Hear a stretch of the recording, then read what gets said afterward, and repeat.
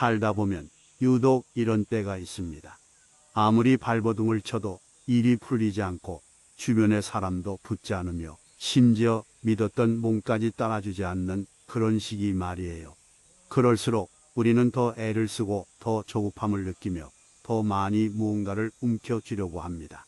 하지만 부처님께서는 아함경에서 이렇게 말씀하셨어요. 모든 것은 때가 무르익고 인연이 갖추어질 때 비로소 이루어지는 법이라고요. 우리가 지금 겪고 있는 정체나 고통은 당신이 못나서 생기는 일이 아닙니다. 단지 아직 조건이 다 모이지 않았을 뿐이에요. 씨앗을 심었다고 해서 내일 당장 꽃이 피지는 않잖아요. 땅을 고르고 물을 주고 적절한 햇빛이 들어야 비로소 싹이 트고 꽃이 핍니다. 사람의 일도 마찬가지입니다. 아무리 좋은 인연도 때가 맞지 않으면 이루어지지 않고 아무리 힘든 일도 시절이 오면 자연스레 풀리게 되어 있습니다. 오늘은 억지로 인연을 당기지 말고 때가 오면 기꺼이 맞이하라는 시절 인연의 지혜를 함께 나누어 보겠습니다. 부처님께서는 원인과 조건이 갖추어지면 모든 일이 이루어진다고 하셨어요. 세상 모든 일에는 원인과 조건이 있다는 뜻이죠. 이것을 인연법이라 하고 그 중에서도 때와 조건이 완벽하게 무르익은 것을 시절 인연이라 부릅니다. 시절 인연이란 결국 때가 되어 인연이 익었을 때 비로소 일이 성사된다는 의미입니다. 봄에 씨를 뿌려도 여름이 되어야 열매를 맺듯이 사람의 일도 조건이 갖추어져야 결실을 봅니다. 그런데 우리는 종종 이 이치를 잊어버리곤 해요. 오직 내 노력만 있으면 모든 것이 다 될 거라고 생각하죠. 물론 노력은 정말 중요합니다. 하지만 노력만으로 되는 일이 있고 세상의 조건이 맞아야만 되는 일이 따로 있습니다. 논에 표를 심는 것은 농부의 노력이지만 비가 오고 햇빛이 드는 것은 농부의 노력밖의 일입니다. 아무리 정성껏 농사를 지어도 가뭄이 들면 흉년이 오고 때맞춰 비가 오면 풍년이 옵니다. 이것이 바로 시절의 힘입니다. 사람과의 인연도 마찬가지예요. 내가 상대를 아무리 좋아해도 상대방의 마음이 열리지 않으면 인연은 맺어지지 않습니다. 반대로 서로의 마음이 열리고 조건이 맞으면 애쓰지 않아도 자연스럽게 인연이 이어지죠. 일도 그렇습니다. 내가 아무리 능력이 있어도 때가 오지 않으면 기회가 주어지지 않아요. 하지만 때가 무르익으면 닫혔던 문이 저절로 열립니다. 부처님께서는 이 지점을 명확히 구분하라고 가르치셨어요. 내 노력으로 되는 일과 조건이 맞아야 되는 일을 구분하는 것 말이에요. 오늘 내가 선한 말을 하는 것, 내 몸을 건강히 돌보는 것, 내 마음을 맑게 닦는 것, 이것은 오롯이 내가 할 수 있는 몫입니다. 하지만 타인의 마음이나 세상의 흐름, 그리고 일의 결과는 내 노력만으로 되지 않습니다. 여기에는 반드시 시절이 필요합니다. 그런데 우리는 이 둘을 구분하지 못하고 모든 것을 내 노력으로만 끌어당기려 합니다. 때가 되지 않은 일을 억지로 당기려 하고 열리지 않은 문을 힘으로 부수려 하죠. 그러면 어떻게 될까요? 결국 마음만 다치게 됩니다. 애써도 안 되니 내가 부족한가 싶어 자책하게 되고 더 애쓸수록 일은 꼬이며 꼬일수록 마음은 더 조급함에 빠집니다. 부처님께서는 바로 이것을 경계하셨어요. 때가 되지 않은 일을 억지로 당기지 마세요. 내가 할 몫은 다하되 결과는 시절에 맡기세요. 씨를 뿌리되 꽃이 피는 시기는 하늘에 맡기듯 내 정성을 다하되 결과는 시절에 맡기는 것, 그것이 시절 인연의 지혜입니다. 억지로 당기지 않고 때가 오면 맞이하는 것이죠. 경전에서는 이를 무르익는다고 표현합니다. 마치 과일이 저절로 익어 떨어지듯 때가 되면 모든 것이 자연스럽게 이루어집니다. 이렇게 살면 마음이 편안해지고 역설적으로 그 편안한 마음에 더 좋은 인연이 찾아옵니다. 부처님께서는 법구경에서 탐욕은 근심을 낳는다고 말씀하셨어요. 여기서 말하는 탐욕이란 무엇일까요? 바로 지금 당장 내 것으로 만들려는 마음입니다. 지금 당장이라는 조급함이 바로 탐욕의 뿌리예요. 돈도 지금 당장 들어와야 하고 일도 지금 당장 풀려야 하며 사람도 지금 당장 나타나야 한다고 믿는 것이죠.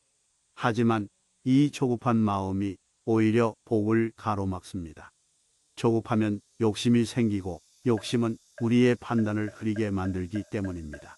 장사가 안 된다고 조급한 마음에 무리하게 빚을 내어 가게를 키우면 더 큰 손해를 보기 쉽고, 외롭다고 조급한 마음에 맞지 않는 사람과 서둘러 인연을 맺으면 결국 고생하게 됩니다.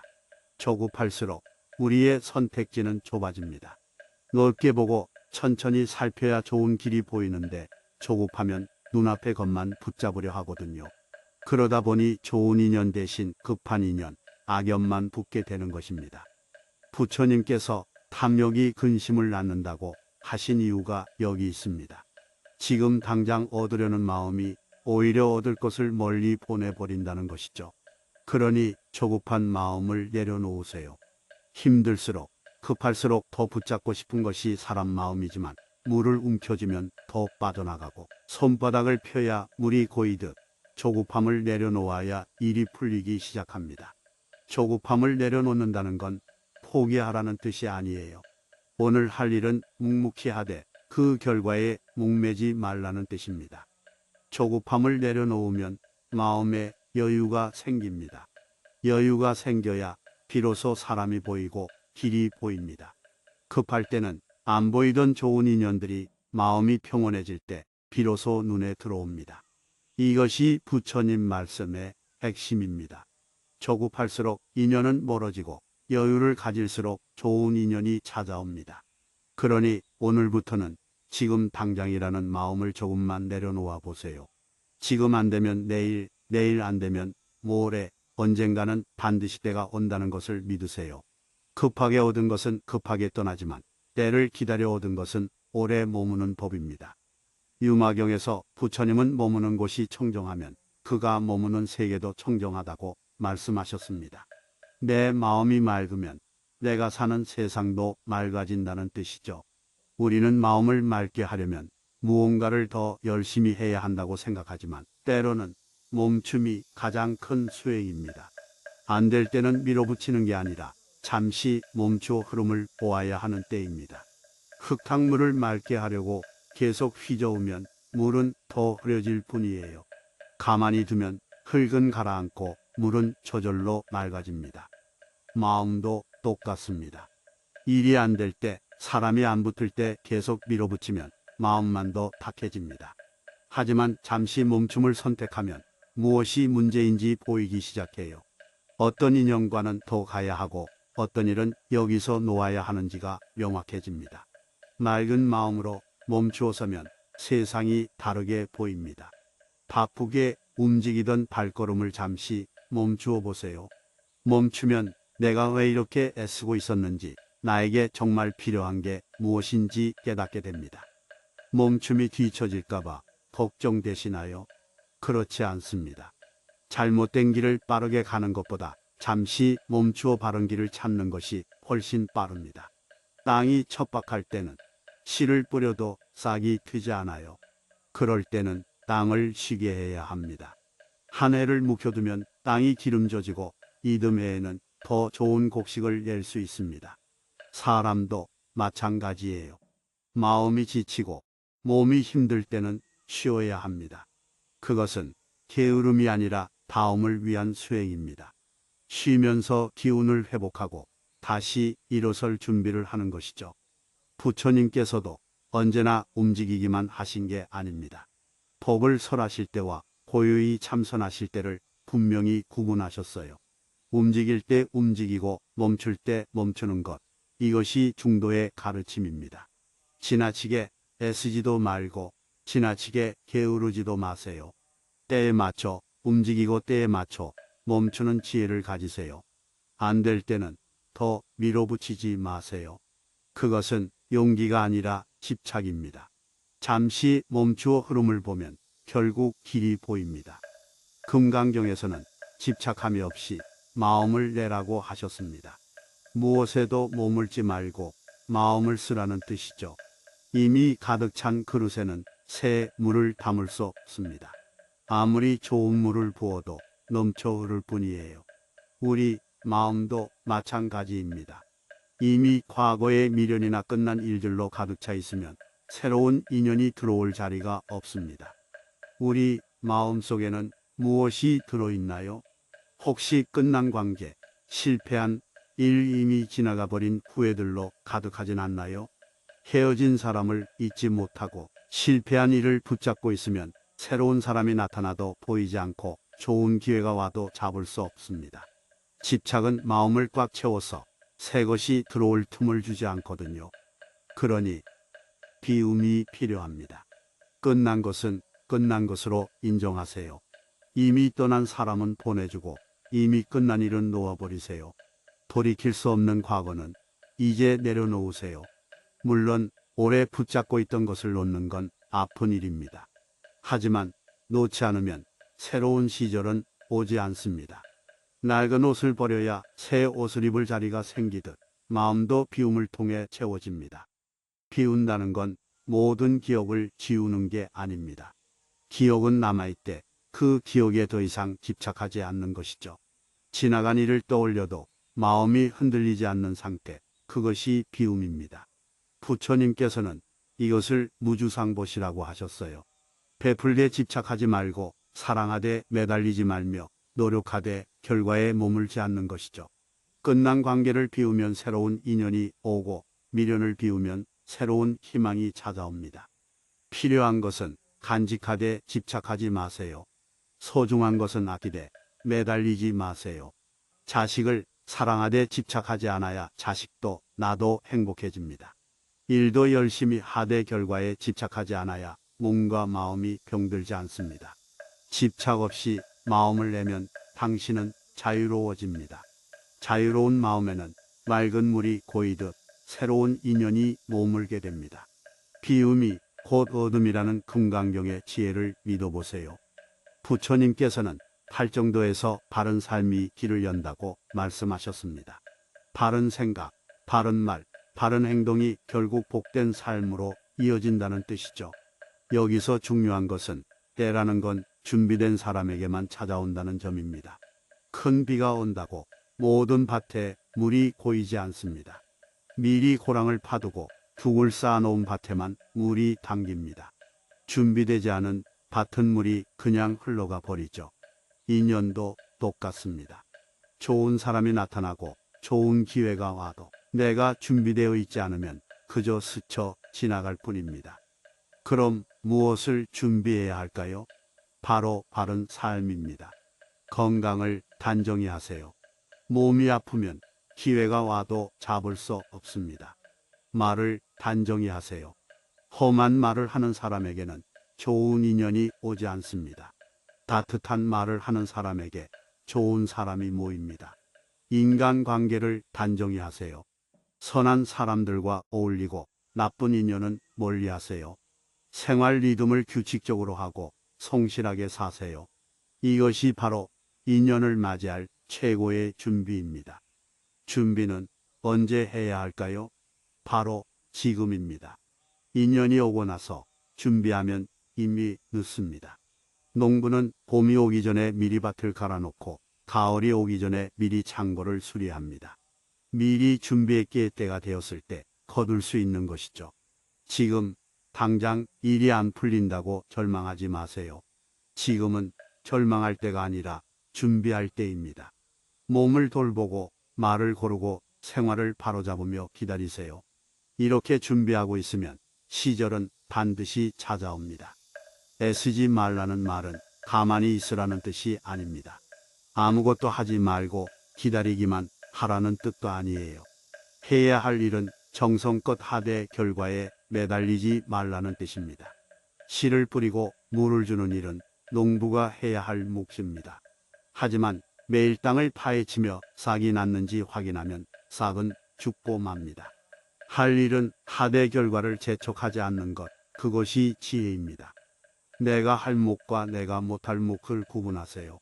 오늘 내가 할 일, 내가 할 수 있는 선한 말, 오늘의 성실함은 나의 몫입니다.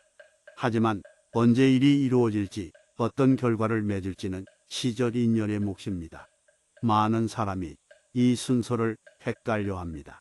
오늘 할 일은 대충 하면서 결과만 걱정하고 선행은 하지 않으면서 복만 바랍니다. 순서를 바로 잡으세요. 먼저 내 몫을 다하고 그 다음 결과는 인연에 맡기세요.